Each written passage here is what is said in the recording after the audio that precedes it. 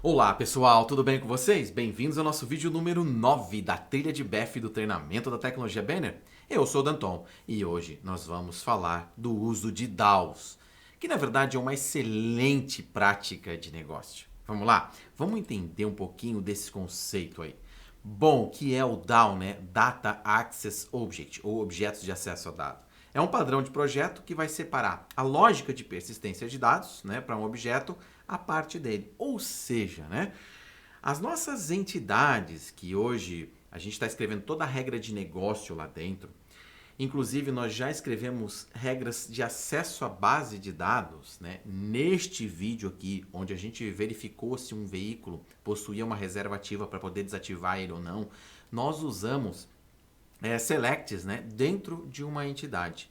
Isso não é legal. O legal é que esse select, essa regra, né, que vai fazer uma consulta no meu banco de dados, ela seja colocada à parte, num outro objeto, que é um objeto específico para acesso a dados. E para isso a gente vai criar um DAO para colocar ele. E nós vamos deixar na nossa entidade apenas as regras de negócio pertinentes ao código C# e aquele movimento que a gente tem que fazer no objeto.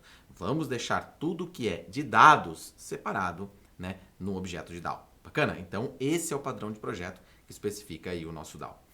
Todos os métodos da entidade, né, tanto aqueles métodos estáticos quanto os métodos de instância, eles vão poder ser chamados a partir do DAO. Né? As operações de get, como get, getMany, né, operações de create, operação de save, operação de delete, tudo continua normalmente, certo? Por quê? Né?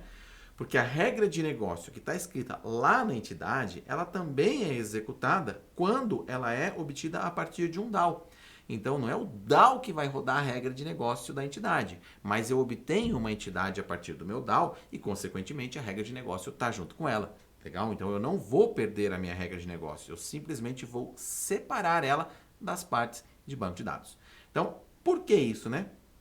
Isso vai facilitar posteriormente quando eu for escrever testes automatizados, né? Por quê? Porque eu vou separar a minha regra de banco de dados, legal, da minha regra de negócio. Então eu vou poder inclusive fazer mocks, né, dessas entidades e desses DAOs fazendo testes específicos, né? Porque eu não preciso ter uma base de dados lá da pessoa. Se eu tivesse que fazer um teste de inserção de 1 milhão de registros, eu não preciso fazer esse teste de 1 milhão de registros. Eu posso mocar este meu DAO que vai simular essa inserção e aí eu verifico se a minha regra de negócio está obtendo e está fazendo certinho a inserção desse 1 milhão de registros, por exemplo, tá? Então a gente consegue fazer esse tipo de coisa e vai ficar muito simples. Lá na trilha de testes, no futuro, quando a gente estiver falando de testes, eu vou resgatar essa informação aqui e vai ficar bem bacana. Eu vou fazer testes na prática com vocês, os testes de integração que vão usar bastante mocks. Legal? Bom, qual é o comportamento disso na prática, né? Nós temos aqui, imagina, eu peguei aqui, ó, peguei um pessoas DAO, criei então uma instância desse meu DAO, e aí então eu peguei este meu pessoa DAO e mandei ele criar um objeto. Esse objeto que ele cria é uma interface aí para pessoas. Eu acessei os atributos dessa pessoa, coloquei normalmente os valores novos, né? E aí o que eu fiz? Pedi para o meu pessoas DAO salvar a minha pessoa. Percebam que o método de save da minha entidade, ele está aqui dentro do DAO. Legal? Eu não perdi isso. A minha regra de validação, inclusive esse CPF aqui vai dar pau, porque a minha regra de validação, se existir, ela vai ser validada pela minha entidade. Normalmente eu não vou perder nada disso. Bacana? Aqui eu estou fazendo uma consulta, né? Também criei o meu objeto de DAO, fiz aqui um get, passando um handle 1, poderia passar um criteria, por exemplo, para pegar um getMany, né? Mas enfim, estou pegando um registro só, alterando o valor desse registro e salvando normalmente através do meu DAO. Ao invés de usar a minha própria entidade para o método save, eu uso o meu DAO para invocar o método save. Legal? Aqui também criei uma entidade uma instância do meu DAO, fiz uma consulta com o getMany, aqui eu passaria um critério, né? Enquanto o salário for maior que 100, né? Data de nascimento maior que 1970. Então eu poderia ter nenhum ou vários objetos, né? Porque eu traria uma lista que vai atender as condições desse meu critério. E aí aqui, então, eu faço uma interação sobre esses objetos dessa lista, pegando um por um e fazendo aqui o que eu tenho que fazer com aquele respectivo objeto. E aí, então, eu peço, cada vez que eu faço uma alteração, eu chamo meu DAO para salvar aquele objeto que eu estou alterando. Legal? Então, desta forma, a gente consegue ter a nossa regra de base de dados, né, de persistência, de consultas e tudo mais, separadas lá, né, da minha regra de negócio puramente escrita em C#. Então, isso é muito bacana, porque a gente consegue criar uma independência do meu banco de dados. Quer ver uma coisa? Mas afinal de contas, né? Como é que a gente cria um DAO? Não, eu não preciso logar no meu sistema. A gente vai vir aqui diretamente no nosso projeto. Vamos abrir aqui a nossa pastinha de entidades. E vamos supor que eu quisesse criar agora um DAO para países. Vamos dar uma olhadinha o que a gente precisa? Vamos pegar aqui a nossa entidade de países que já está criada. E ao abrir ela aqui, ó, nós temos o Países Properties, né? Este Países Properties, percebam que ele já declara aqui, ó, uma interface que é uma Public Partial Interface e Países DAO.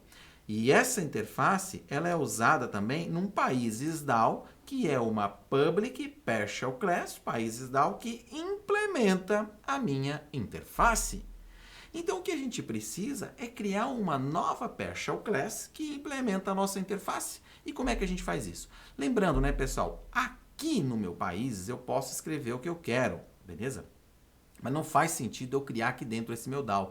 Então, a gente vai fazer o quê? Vamos adicionar um novo arquivo, add um novo item. Este meu novo item vai ser uma classe, legal. E esta minha classe, ela vai se chamar países.dao.cs, né?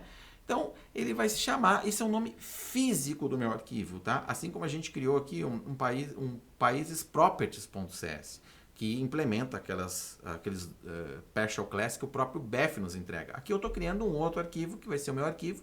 Fisicamente, ele vai se chamar paísesdao.cs. Vamos adicionar ele aqui. E ele não vai ser essa definição, né? A gente vai ter que mudar aqui. Então, ele é um public partial class países DAO. Lembrando, pessoal, que esse países DAO, ele tem que ser escrito igual este países DAO aqui, né? Se tiver maiúsculo aqui, tem que ser maiúsculo lá, ele tem que respeitar, porque ele é o mesmo arquivo, né?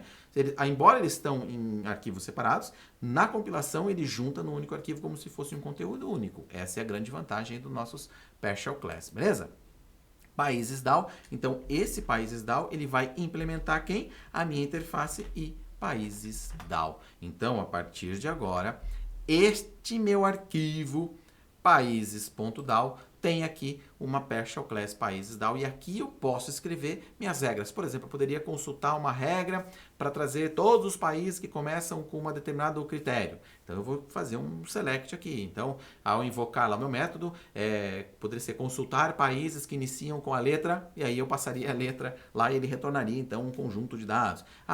Consultar países que possuem PIB maior que X, aí eu passo esse X como parâmetro. Enfim, eu poderia fazer o que eu quisesse, escrever todos os meus selects aqui para fazer os meus acessos a dados. Lembrando que como seriam acessos a dados, eles estariam dentro do meu DAO, e aí eu poderia usar esses dados depois nas minhas regras de negócio lá na entidade. Legal? Fica comigo aí que nesta trilha aqui lá do ES, a gente faz um exercício trocando aquela regra de aprovar veículos para aprovação utilizando DAOs.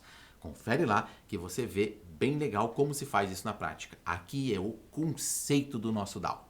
Eu espero que você tenha gostado. Se você gostou, lacra o dedo no joinha. Isso é muito importante para o canal. Deixa aqui embaixo seu comentário. Conta para mim o que você está achando. E compartilha. O mundo inteiro merece aprender isso aqui. Eu vejo vocês nos próximos vídeos. Um abraço e tchau!